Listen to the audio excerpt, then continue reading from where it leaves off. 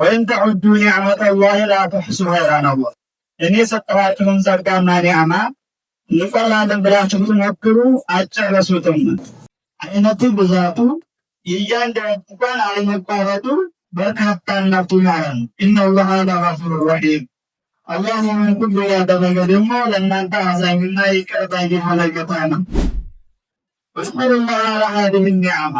እንደዚህ ባለው በአፈር ጸጋ ላይ አመስግኑት አላህን። ፈኢነ ሹክረ ሰበቡን ሊመዚዲሃ።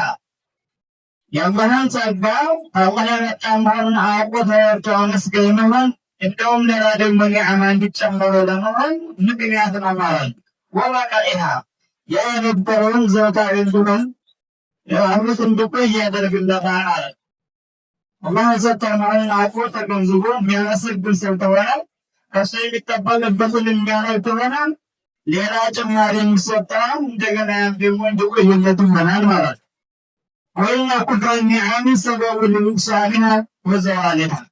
የአላህን ጸጋ ግን አለማመስገንና እውቅና ለመስጠት ያለው እንዲጠፋና እንደገና ደግሞ ተጨማሪ እንዳይመጣ ማቋረጫ ምክንያት ነው ማለት ነው። አላህ ሱብሓነሁ ወተዓላ ይላል ወኢዝ ተአዘነ ረቡኩም፣ ጌታችሁ እኮ አሳውቋል። ለኢን ሸከርቱም ለአዚደነኩም፣ በሰጠኋችሁ ጸጋ ካመሰገናችሁና ካልተሰጣችሁ እጨምራችኋለሁ።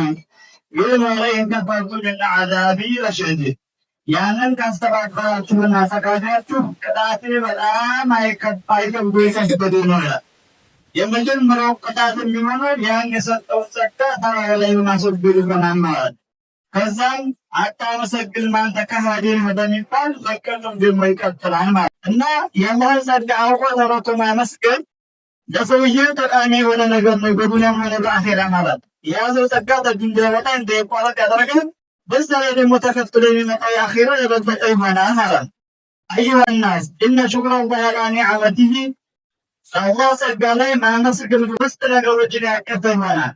የመጀመሪያው ኢዕትራፉል ቀልቢ ቢኒዓሚላሂ፣ አላህ ያንን ነገር የሰጠው በመሆኑ በቀልቡ እውቅና መስጠት አለብን፣ ማመን አለብን ማለት ነው። ይህ መጥቶ ከማንም ሳይሆን ከአላህ ተፈጣሪ ተብሎ ማረጋገጥ አለብን ማለት ነው። ሁለተኛው ወሰላሙ ዐላ ነቢይሃ፣ በጣም ተራሱ አልሐምዱሊላህ ለሰጠኝ የሆነ ጌታ ብሎ ምስጋና ማቅረብ አለበት።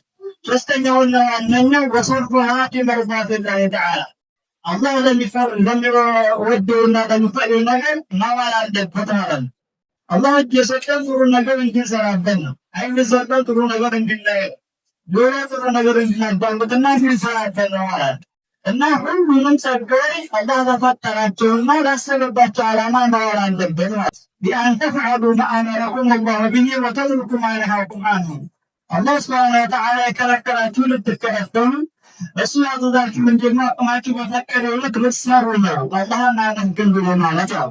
ሰዋء ፊ ኪታቢሂ አው ፊ ሱነቲ ረሱሊሂ ሰለላሁ ዐለይሂ ወሰለም፣ ይህ ትእዛዙና ክልከላው የተላለፈ በቁርአን ውስጥ ቢሆንም ወይም በነቢዩ ዐለይሂ ሰላቱ ወሰላም ሐዲስ ውስጥ ቢሆንም ሁለቱም ልዩነት የለውም ማለት ነው። ለምን አላህ ወመን ዩጢዕ ረሱለ ፈቀድ አጣዐ አላህ፣ መልእክተኛውን የታዘዘ እኔን ታዟል። ወመን የዕሲላህ ወረሱለሁ ፈቀድ ضل ضلالا ሙቢና፣ አላህና መልእክተኛውን ያመፀ፣ እነሱ የከለከሉትን ያልተከለከለ፣ እነሱ ያሉትን ደግሞ ያልሰራ ሰው ይህ ግልጽ የሆነ ጥንገትን ጠማን ይላል።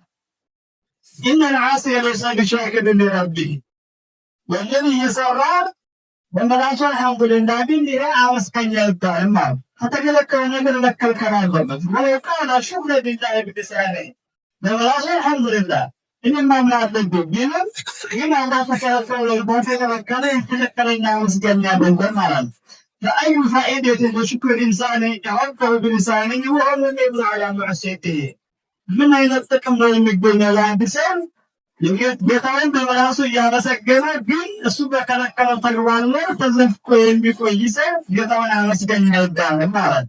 የተከለከለው ነገር መከልከል፣ አላህ ባዘዘን ነገር ላይ ደግሞ መሰማራትና መስራት፣ ይህን ስንችል እኛ ለጌታችን አመስገን እንባላለን ማለት።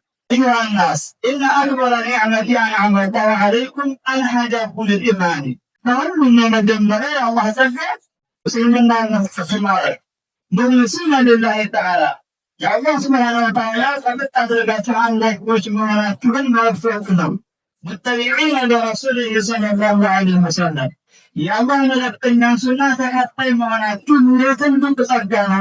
ወፈቀደ አላሁ ወኢያኩም ሊልወራኢ አላህ ሱብሓነሁ ወተዓላ ይህንን ተምራችሁ ተረድተው ወደ ተግባር እንዲቀይሩ ሰዎች አላህ ያደርጋል።